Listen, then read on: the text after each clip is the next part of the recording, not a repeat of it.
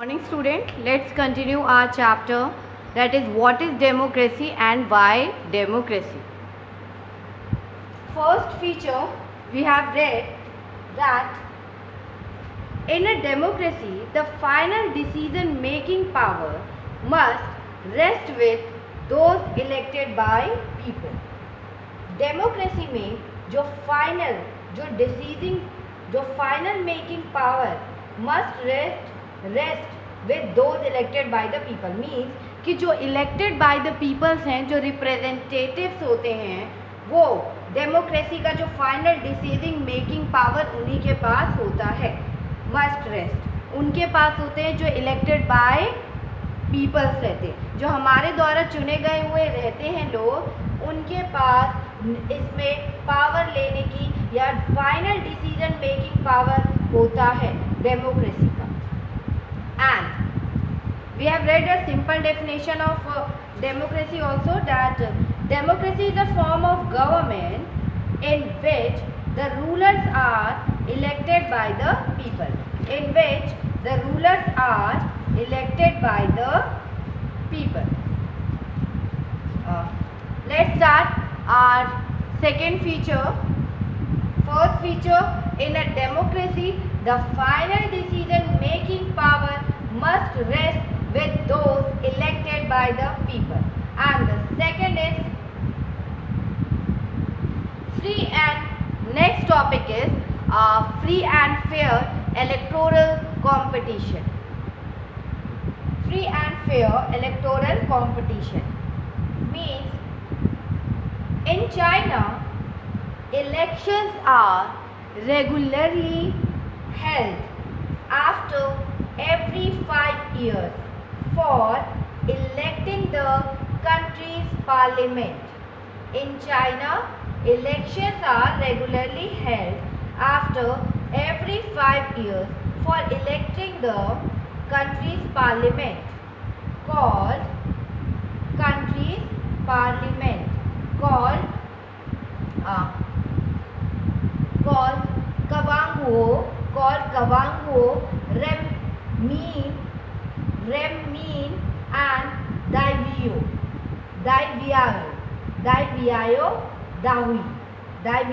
Dahui means National People's Congress, ये जो parliament है, इन चाइना जब इलेक्शंस होते हैं रेगुलरली, इन चाइना में रेगुलरली 5 इयर्स के बाद हर 5 साल में इलेक्शंस होते हैं, elected for the countries parliament को चुनने के लिए. और उसको हम क्या कहते हैं, उस इलेक्शन को, दैट इज हम उस पार्लियामेंट को क्या कहते हैं जो इलेक्ट होती है कंट्रीज पार्लियामेंट को, national people's Congress in English. And second in China में कवांगो, रेनमिन, दाइबियाओ और दाहुई कहते हैं. And the national people's Congress has the power to appoint the president of the country. जो नेशनल पीपल कांग्रेस है, जो उनकी जो कंट्रीज पार्लियामेंट है, उनके पास पावर होती है कि to appoint the president of the country. उनके पास पावर होती है कि वो अपॉइंट कर सकते हैं president of the country. It has nearly 3,000 members elected from all over China. और इसमें इट इज़ नियरली 3,000 मेंबर्स इसमें इलेक्ट होते हैं. इसमें कितने मेंबर्स होते हैं, 3,000 मेंबर्स इलेक्टेड होते हैं, मतलब all over the China, 3,000 member elect होते हैं. एंड नेक्स्ट हमने फर्स्ट क्या स्टोरी पढ़ी थी जब हम फर्स्ट फीचर ढूंढ रहे थे, that major decision by elected leader. इसमें हमने पाकिस्तान जनरल परवेज मुशर्रफ की स्टोरी पढ़ी थी. And the next is free and fair electoral competition में हम चाइना की स्टोरी पढ़ रहे हैं.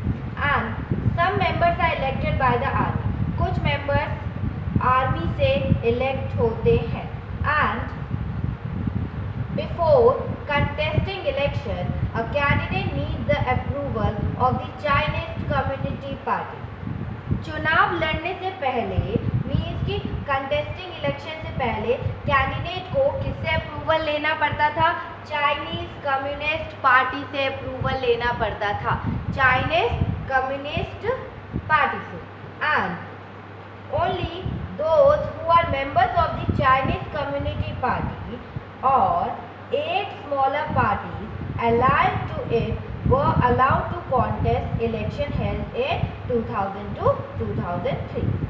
Only those members, वही मेंबर्स पार्टिसिपेट कर सकते थे इलेक्शन में, इलेक्शन लड़ सकते थे जो चाइनीज कम्युनिटी पार्टी के मेंबर थे, जो चाइनीज कम्युनिटी पार्टी से अप्रूवल ले लेते थे।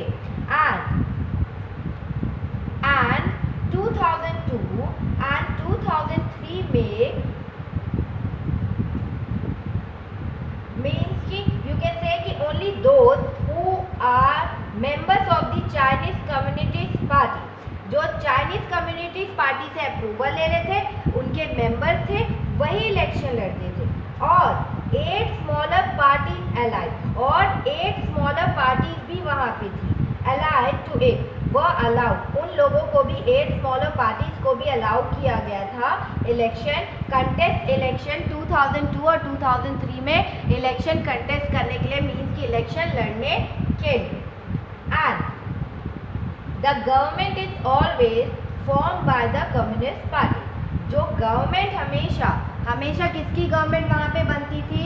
सिर्फ कम्युनिस्ट पार्टी से ही, कम्युनिस्ट पार्टी के लोग जीतते थे मेंबर्स, और हमेशा वही लोग गवर्नमेंट बनाते थे, गवर्नमेंट फॉर्म करते थे।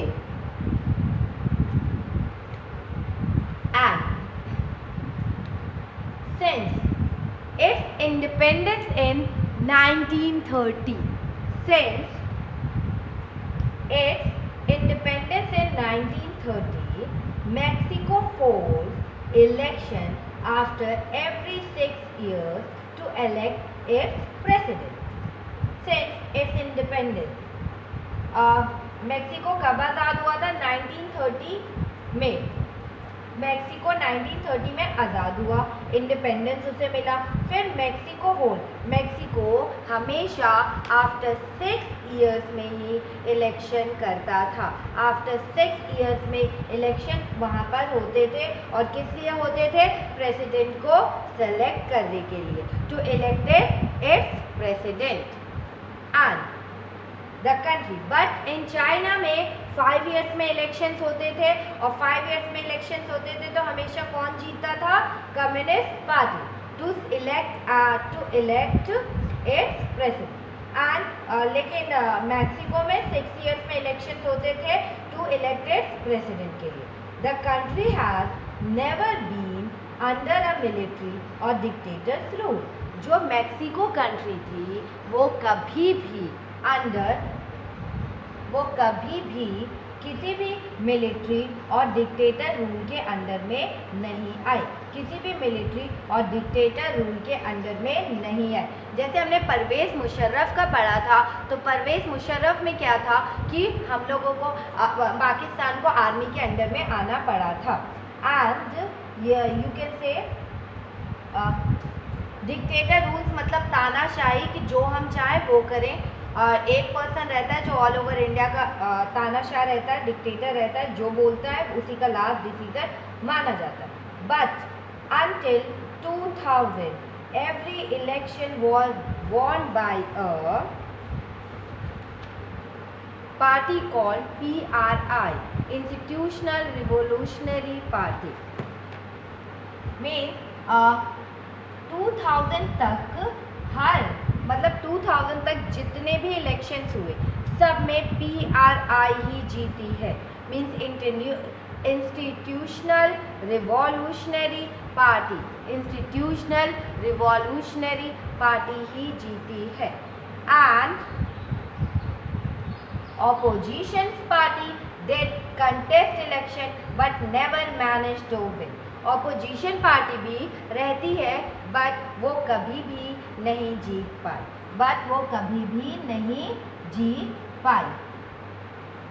And the PRI was known to use many dirty tricks to win election. PRI famous थी और known to youth. वो हमेशा कुछ ना कुछ dirty tricks को यूज़ करती थी to win the election. Election जीतने के लिए कुछ dirty tricks को वो यूज़ करती थी. And all those who were employed in government offices had to attend a party meeting. और जितने भी एम्प्लॉयड थे गवर्नमेंट ऑफिसेज में, जितने भी लोग जॉब करते थे, गवर्नमेंट ऑफिसेज में जितने भी पर्सन जॉब करते थे, all who are employed in government offices, उन्हें इस PRI की मीटिंग, पार्टी मीटिंग्स को अटेंड करना पड़ता था. उन्हें पार्टी मीटिंग्स को अटेंड करना पड़ता था. Then teachers of government schools used to force parents to vote for the PRI. Means जब हम गवर्नमेंट ऑफिसर्स में जितने भी लोग जॉब करते थे उन्हें पार्टी मीटिंग्स को, PRI इंस्टीट्यूशनल रिवॉल्यूशनरी पार्टी, इस मीटिंग को अटेंड करना पड़ता था. और जो टीचर्स, जो गवर्नमेंट टीचर्स थे स्कूल में, उन्हें फोर्स किया जाता था कि वो पेरेंट्स से कहें, पेरेंट्स को फोर्स करें कि वो PRI को ही वोट दें. वो पेरेंट्स को फोर्स करें कि वो PRI को ही वोट दें. Media largely ignored the activities of opposition political party except to criticize them. जो मीडिया थी लार्जली इग्नोर करती थी the activities of opposition political party except to criticize them. Media भी जब ऑपोजिशन पार्टी की, मतलब उनको क्रिटिसाइज,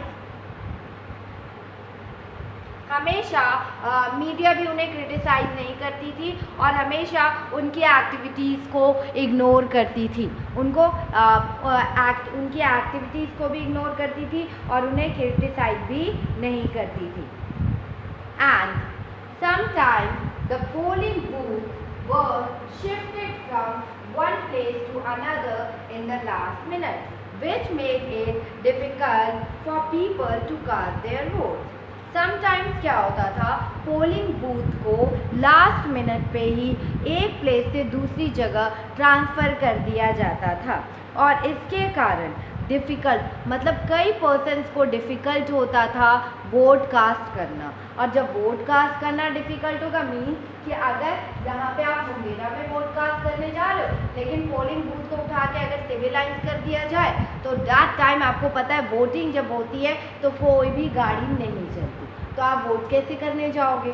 तो बहुत डिफ़िकल्ट फेस करना पड़ता था उनको भी. And the PRI spent a large sum of money in the companion for its campaign. जो PRI है वो बहुत ज़्यादा ही अमाउंट में मनी को खर्च करती थी उसमें advertisement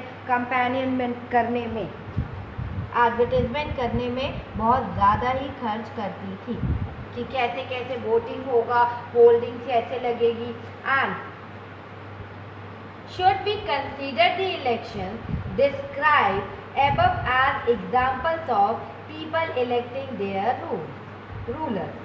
Should we consider the elections described above as examples of people electing their rulers? Means क्या हमने जो अभी मैक्सिको और चाइना के बारे में दो एग्जाम्पल्स लिए कि क्या इस दो एग्जाम्पल्स में आपको ये लगता है कि पीपल इलेक्ट कर रहे हैं अपने रिप्रेजेंटेटिव को फ्रीली? पीपल क्या अपने रिप्रेजेंटेटिव को फ्रीली या फेयरली इलेक्ट कर पा रहे हैं? And reading these examples we get a sense that we can not. जब हमने एग्जाम्पल्स रीड किया तो हमें पता चल गया कि नहीं, पीपल यहाँ पे फेयरली इलेक्ट नहीं कर पा रहे हैं, फेयरली यहाँ पे वो इलेक्ट नहीं कर पा रहे, क्योंकि चाइना में हमेशा की जो भी मेंबर चुनाव इलेक्शन में पार्टिसिपेट करेगा कम्युनिस्ट पार्टी से उसे अप्रूवल लेना पड़ता था. बट आखिर में कौन जीतती थी? Only communist party. इन मैक्सिको में भी पार्टीज थी, बट ऑलवेज कौन जीता था? PRI, क्योंकि PRI गवर्नमेंट एम्प्लॉयज़ को कहती थी हमारी पार्टी मीटिंग्स को अटेंड करिए, उन पे प्रेशर डालती थी कि वो पेरेंट्स को प्रेशराइज करें और वोट कास्ट करवाएं।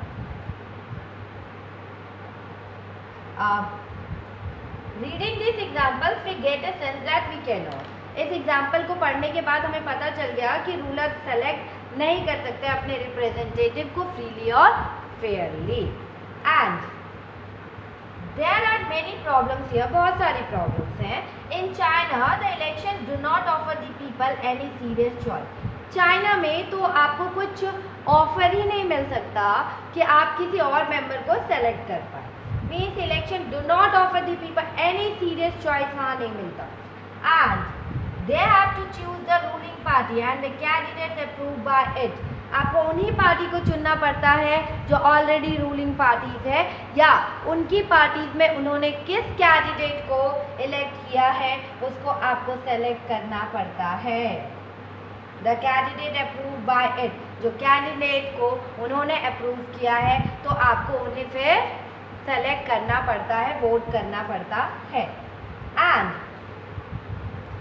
Can we call this a choice? क्या आप इसे चॉइस कहेंगे? In the Mexican example, people seem to really have a choice, but in practice, they had no choice. मतलब इन मैक्सिकन में people के पास choices थी। You can say कि Mexican में अगर कहें कि उनके पास choices थी, but उनके पास choices ऐसा लगता है कि मैक्सिको के पास चॉइसेस थी, बट सिर्फ बोलने के लिए चॉइसेस थी, एक्चुअल उनके पास कोई चॉइसेस नहीं थी।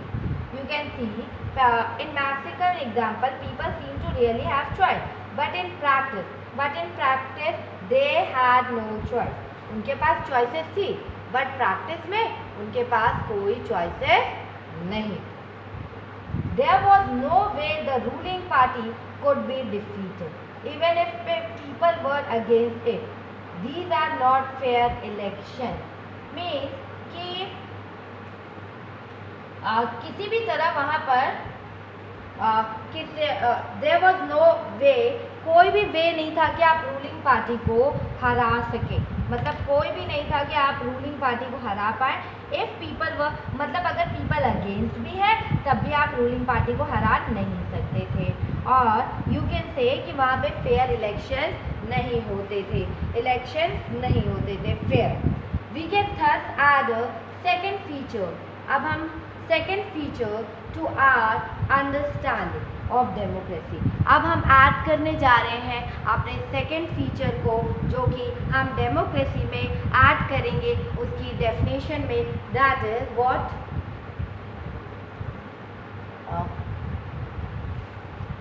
we can thus add a second feature to understanding of democracy. Holding elections of any kind is not sufficient. Holding elections of any kind, मतलब किसी भी काइंड का इलेक्शन अगर आप करा रहे हो तो वही सफिशिएंट नहीं होता। The elections must offer a real choice between political and alternative. मतलब इलेक्शंस आपको एक fair elections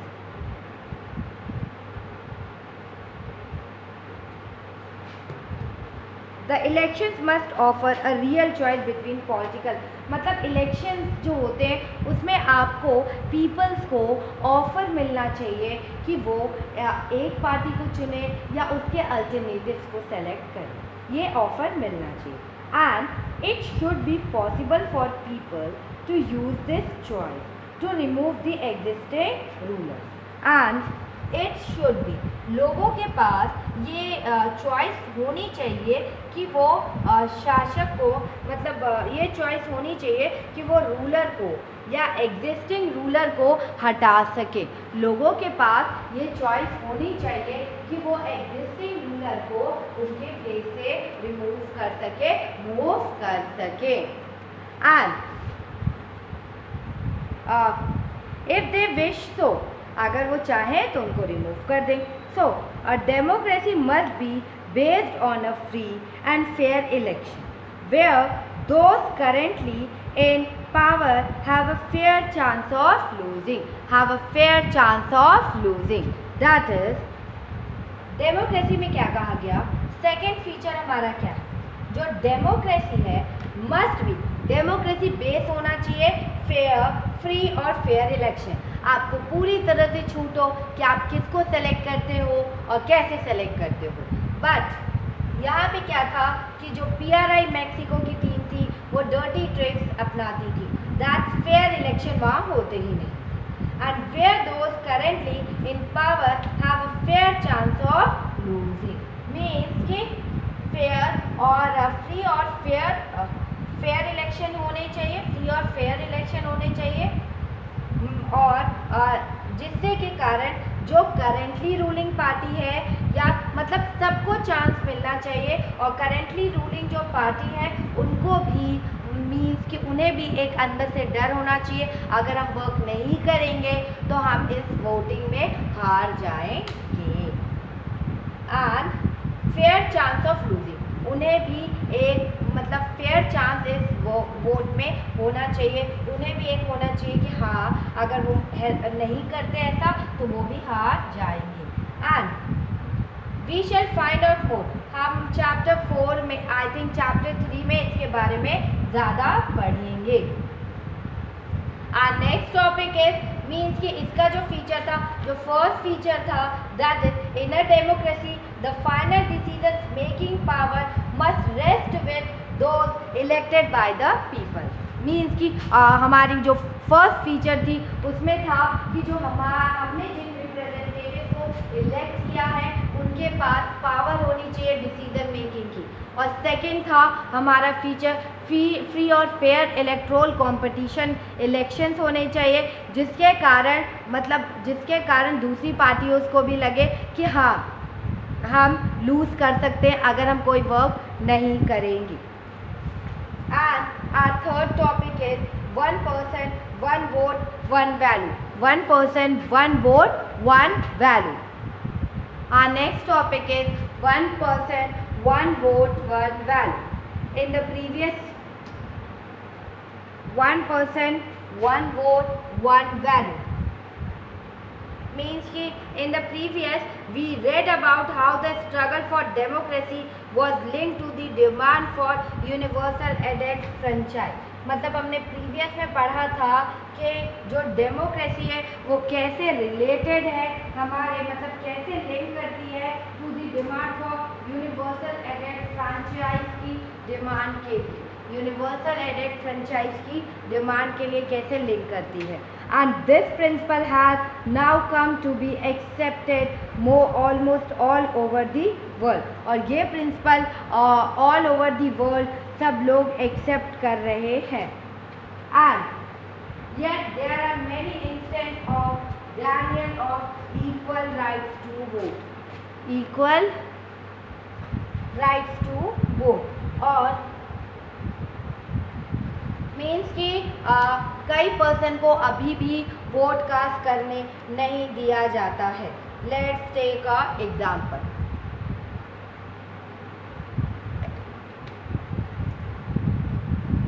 Until 2014 in Saudi Arabia, women did not have the right to vote. Means 2015 तक 2015 until 2015 in Saudi Arabia, women did not have the right to vote.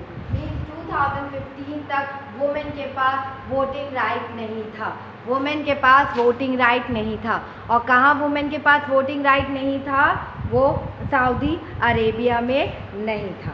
Second, Estonia have made its citizenship rules in such a way that people belonging to Russia minority find it difficult to get the right to vote.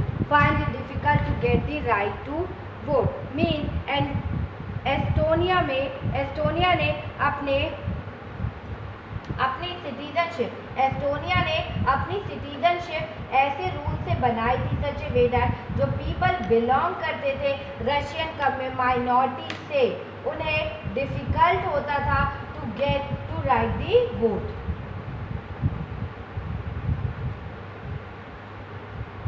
उन्हें means की voting right, vote देने के लिए, अपना हक मांगने के लिए उन्हें बहुत डिफ़िकल्टी फेस करनी पड़ी थी, उन्हें बहुत ज़्यादा ही डिफ़िकल्टी फेस करनी पड़ी थी। और किनको? Estonia has made its citizenship rule in such a way that people belonging to Russian party find it difficult to get the right to vote. Estonia में ऐसा था कि उसने अपने रूल सिटीजनशिप अपने ही अकॉर्डिंग बनाए थे, इसीलिए जो वहाँ के माइनॉरिटीज़ की कम्युनिटी थी उनको वोट देने नहीं दिया जाता था, मुश्किल होती थी उनको। एंड थर्ड, इन फिजी,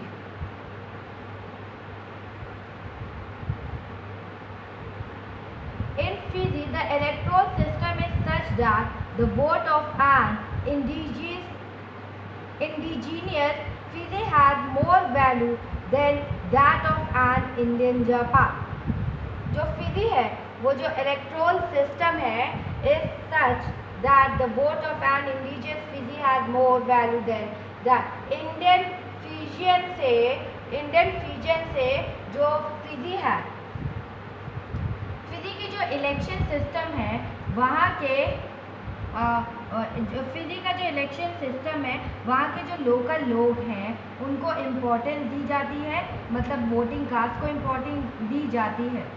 और मतलब अगर हम कंपेयर करें तो फिजी से सबसे ज़्यादा वोट यहीं पे कास्ट होता है, मीन्स कि सबसे ज़्यादा वैल्यू किस कास्ट को दी जा रही है, किसको दी जा रही है? फिजी कास्ट से ज़्यादा। आई थिंक हमेशा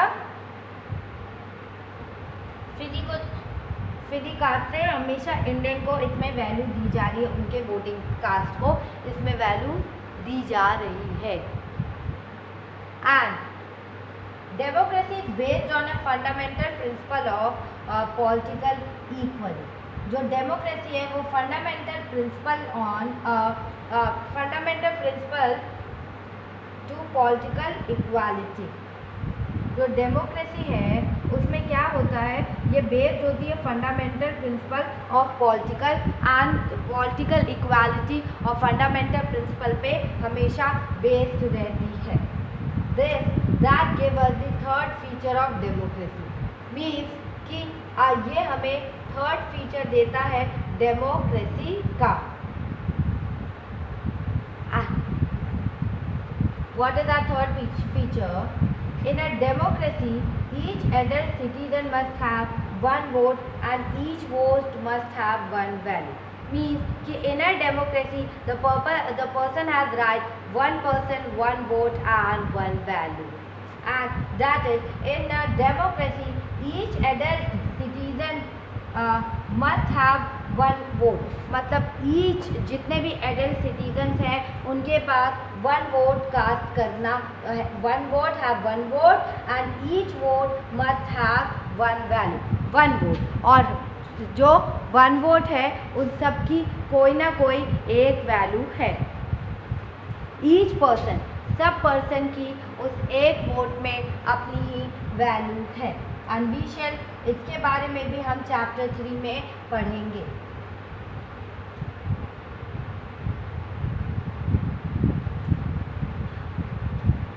And our next topic is rule of law and respect. Rule of law and respect for rights.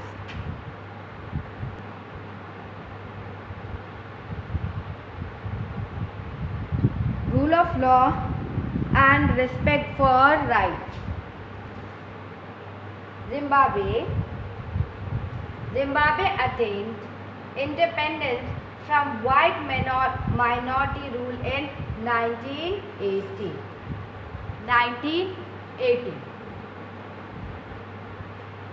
Zimbabwe को 1980 में वाइट माइनॉरिटी से इंडिपेंडेंस मिला, वाइट माइनॉरिटी से इंडिपेंडेंस मिला जिम्बाब्वे को। Since then the country has been ruled by since 1980 के बाद पर वहाँ पे कौन सी कंपनी रूल कर रही थी? The country. वहाँ पे the country has been ruled by, मतलब उस कंट्री पे कौन रूल कर रहा था? जानू PF. The party has lead the freedom struggle, means कि जब the party that led the freedom struggle, जानू पीएफ दल का राज्य जिसमें देश के स्वतंत्र की अगुवाई की थी, जिसने मीन की जो जिम्बाब्वे है उसे इंडिपेंडेंस कब मिली? जब वाइट माइनॉरिटीज 1980 में वहाँ से चले गए। Since then the country has been ruled, company पे रूल किसने किया? ZANU PF. The party had led the freedom struggle, party ने फ्रीडम स्ट्रगल में बहुत हेल्प की। And its leader Robert Mugabe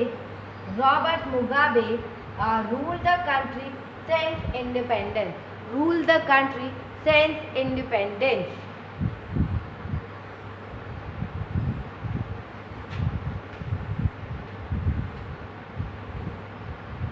President Mugabe was popular but also used. Its leader Robert Mugabe ruled the country since independence. मतलब Robert Mugabe independence के बाद से Robert Mugabe ही इस पे रूल कर रहे थे। And over the years, his government changed the constitution several times to increase the power of president and make him less accountable.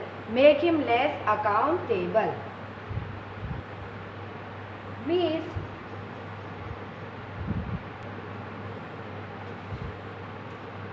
Mugabe was popular but also used unfair practices in election. Elections were held regularly or always. मतलब Zimbabwe में भी elections होते थे और जानू PF ही वहाँ पर हमेशा जीतते थे। कौन जीता था? जानू PF. And President Mugabe was popular but also used unfair practices in election. जो प्रेसिडेंट मुगाबे हमेशा बहुत कम फेमस थे, पर जब भी इलेक्शन आते थे तो वो हमेशा अलग ट्रिक का अनफेयर प्रैक्टिसेस का यूज़ करते थे।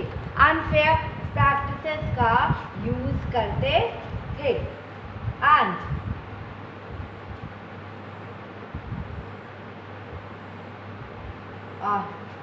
over the years, his government changed the constitution several times to increase the powers of the president and make him less accountable.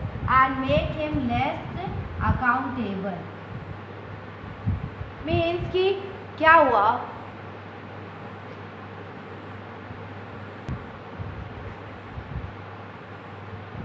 Over the years, his government change the constitution, बहुत मतलब इतने सालों में उसकी government ने number of times constitutions में वो change लेकर आई है to increase the power of the president. और उसने कॉन्स्टिट्यूशन में चेंज क्यों किया? किसने चेंज किया? जिम्बाब्वे ने। और उस पार्टी का क्या नाम था? जानू पीएफ। लेकिन इसने कॉन्स्टिट्यूशन में चेंज क्यों किया? कॉन्स्टिट्यूशन में चेंज करने का कॉन्स्टिट्यूशन में चेंज करना मतलब वो प्रेसिडेंट के कुछ पावर्स को बढ़ाना चाहता था।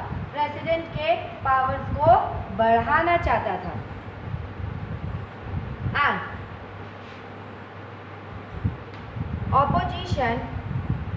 opposition party workers were harassed and their meeting disrupted। जो ऑपोजिशन पार्टी थी ऑपोजिशन पार्टी के जो वर्कर्स थे वो हराश हो जाते थे और देयर मीटिंग हमेशा हराश हो जाते थे, और जो उनकी मीटिंग थी उनकी मीटिंग भी नहीं हो पाती थी, मतलब कि उनकी मीटिंग में कुछ ना कुछ गड़बड़ कराई जाती थी, डिस्टर्बेड हो जाते थे। पब्लिक प्रोटेस्ट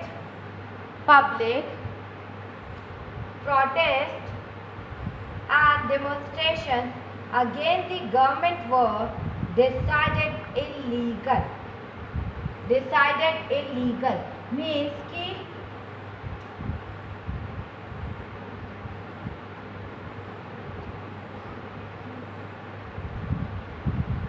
ऑपोजिशन पार्टी को परेशान किया जाता था, ऑपोजिशन पार्टी के जो वर्कर्स हैं उनको परेशान किया जाता था, और उनकी मीटिंग हमेशा उनकी मीटिंग में क्या होती थी, गड़बड़ कराई जाती थी। And public protest and demonstration against the government were declared illegal means कि जो पब्लिक है,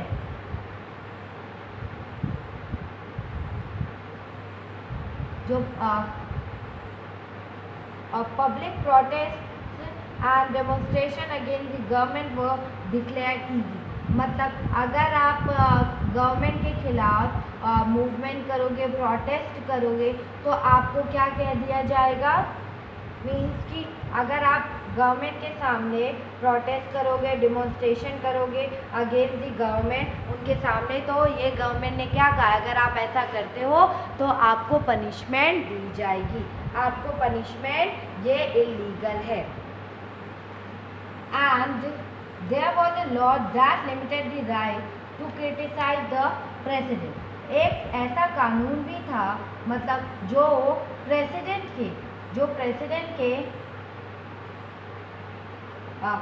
प्रेसिडेंट के पावर को कंट्रोल में रखता था, जो प्रेसिडेंट के पावर को कंट्रोल में रखता था। मीन्स एक तो गवर्नमेंट ने कहा है कि आप गवर्नमेंट के खिलाफ कोई भी प्रदर्शन या कोई भी डेमोन्स्ट्रेशन, प्रोटेस्ट और डेमोन्स्ट्रेशन नहीं करोगे, वो इलीगल है। और there was a law that limited the right to criticize the president, और एक लॉ है जो हमेशा एक लॉ है that there was a law that limited the right to criticize the president, वहाँ पे एक लॉ है जो आपके उसमें लिमिटेड राइट्स होंगे और क्रिटिसाइज किया जा सकता है प्रेसिडेंट को, या यू कैन से ऐसा कानून भी था जो राष्ट्रपति की आलोचना के अधिकार को सीमित करता था। मीन्स कि राष्ट्रपति की जो बुराइयाँ थी, जो उनके क्रिटिसिज्म से, जो उसकी क्रिटिसाइज जो लोग करते थे, हैड लिमिटेड, मतलब फिर भी लोग अब उन्हें एक्सेप्ट नहीं कर रहे थे।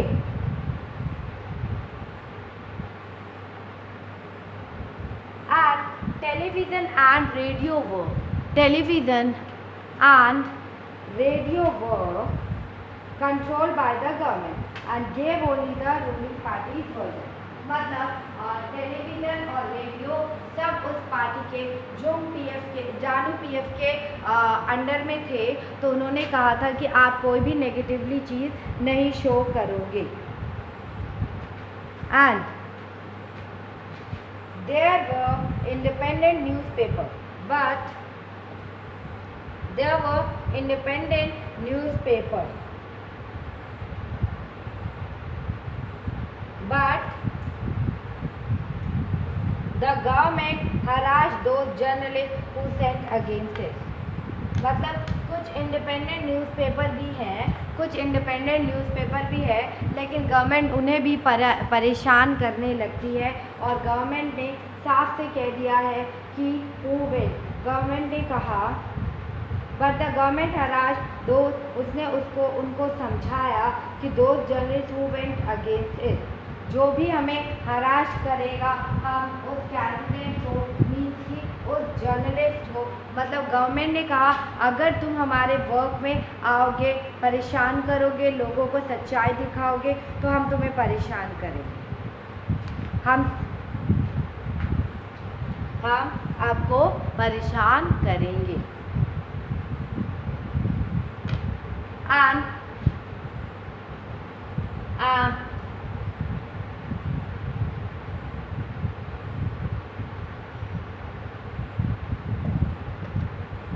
the government ignored some court judgment that went against it and pressurized judges. He was forced out to office in 2017. And you can say कि कभी कभी क्या होता था, अगर आपके पास एविडेंस है, आप कोर्ट में भी केस लड़ रहे हो, तो दैट जज को भी बिल्कुल चुप करा दिया जाता था और जज पे प्रेशराइज किया जाता था कि वो हमारे अगेंस्ट कुछ नहीं कहेंगे, वो हमारे अगेंस्ट कुछ नहीं बोलेंगे। And he was forced out of office. अब उसे फोर्सली मीन्स कि किसको निकाला गया था, कौन से राजा की बात हो रही है, मुगाबे को राष्ट्रपति पद से हटा दिया गया था। मुगाबे को राष्ट्रपति पद से हटा दिया गया था। And the example of Zimbabwe shows that popular approval of the rulers is necessarily in a democracy.